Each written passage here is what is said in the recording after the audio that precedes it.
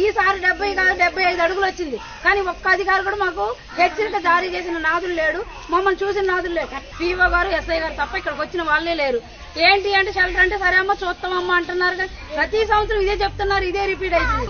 మీ బాధలు మేము చూసామ్మా అంటున్నారు. చూస్తున్నారు గోదావరి వచ్చినప్పుడు, తర్వాత పట్టించుకునే నాదులే. జగన్ గారు ఈ ఏటకు 15 రోజులండి కరెంట్ లేదు.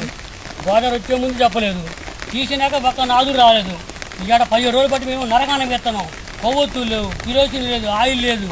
ఏంటి మాకు చీకటి బతుకులు ఉన్నారా సచ్చారా అసలు మీ గవర్నమెంట్ చేసి చెప్పండి. ఇంకా కరెంట్ లేదు ఎప్పటికంటే 15 రోజులు నరకానం పెడుతున్నాం ఇక్కడ మేము. మా బాధ మీకు తెలీదు.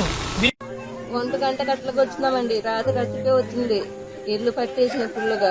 ఇంకా గూడెంలో ఉన్నాం. గూడెంలో ఉంటే ఇక్కడ ఉండదు అనేసి మళ్ళీ రాత్రి గట్లకే ఇంక ఇక్కడ వచ్చేసినామండి. పిల్లగాడుకు ఫుల్లు దారం ఉండే చోటుకు లేక ఎక్కడ ఉండాలో ఏంటో ఇంకా ఏడ్చుకుంటే అడిగేంపకే వచ్చినామండి.